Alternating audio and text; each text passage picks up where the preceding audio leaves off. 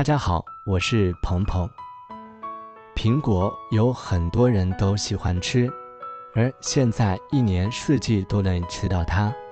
因为苹果它脆甜多汁，并且营养价值也特别的丰富，因为它含有丰富的果胶、矿物质、多种维生素、氨基酸、碳水化合物以及膳食纤维等等。但是有很多喜欢吃苹果的朋友，每次购买苹果就会遇到一个大麻烦，没错，就是常常买回去的苹果，它不仅口感酸涩不好吃，甚至有的苹果都没有达到成熟度。那么别担心，今天为大家分享几个挑选苹果的小技巧，以后再也不用担心购买苹果的时候买到这些不熟甚至酸涩的苹果啦。那么赶紧跟着视频来看一看有哪些技巧吧。第一种方法也是最常见的方法，我们购买苹果的时候，要将挑选到每一个苹果都仔细的观察，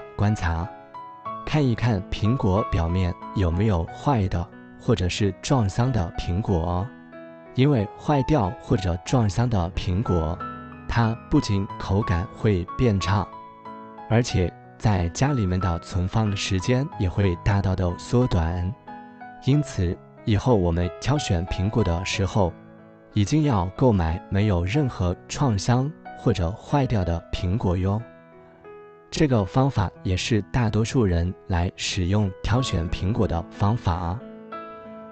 第二个方法，咱们可以通过用手来触摸苹果的表皮，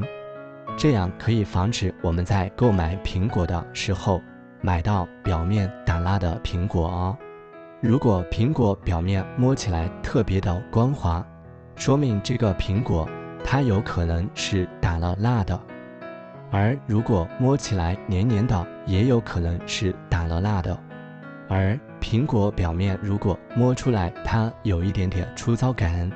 那么说明这个苹果它是正常成熟的苹果，没有任何的打蜡状态。所以挑选苹果的时候一定要用手摸一摸，以防止购买到打了蜡的苹果。第二种方法，咱们可以挑选个头大致相同的两个苹果，然后同时掂一掂它的重量，而重量稍许重的苹果，说明这个苹果它里面的水分含量较多，吃起来就脆甜多汁。反之，如果掂起来较轻的苹果，说明这个苹果当中的水分可能不足，甚至有可能是采摘过久的苹果。所以朋友们，以后我们在挑选苹果的时候，一定要挑选相对重量较重的这一类。第四种方法，可以通过看苹果的颜色来挑选，因为买苹果并不是看起来表面越红越好，而是要选择红中带绿或者红中带黄的苹果。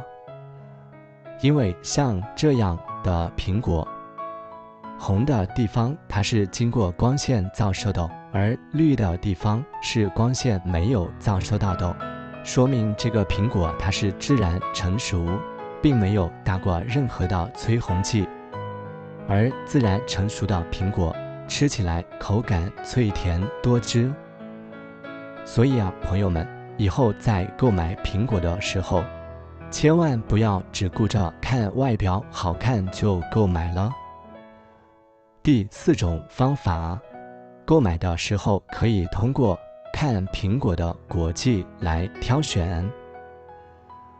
每一个苹果都有果季，而它的果季大小和深度都是不同的。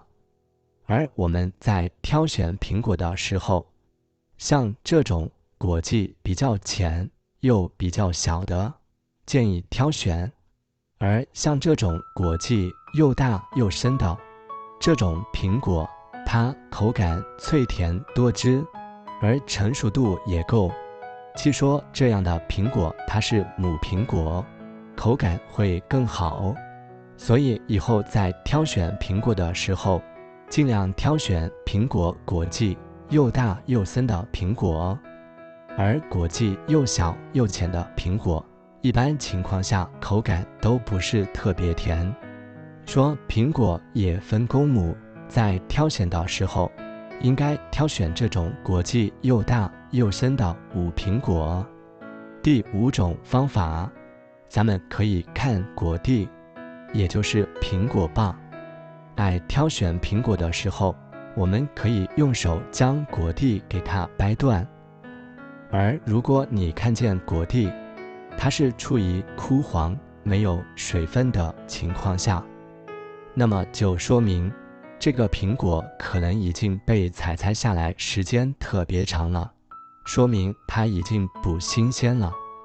反之，如果果蒂它颜色脆嫩，而且用手掐一掐，你还感觉有一点点水分，那么就说明这个苹果它是刚采摘不久的，处于非常新鲜的状态下。所以啊，朋友们，以后挑选苹果也可以通过看果蒂是否嫩粒、是否枯黄来挑选新鲜的苹果。最后一个方法，我们在购买苹果的时候，可以闻一闻苹果的味道。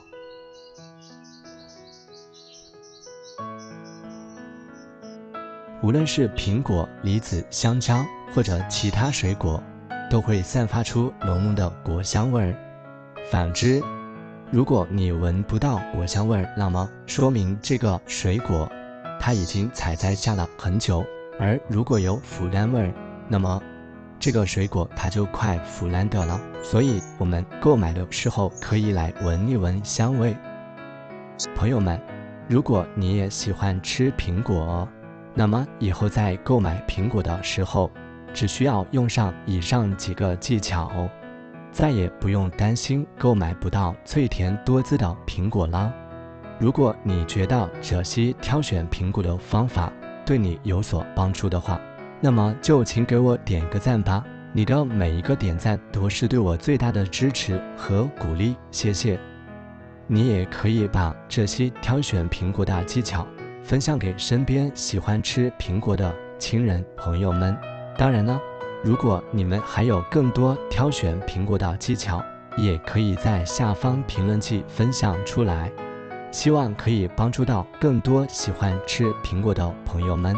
好了，今天的视频我们就分享到这里啦，我们下个视频不见不散，拜拜。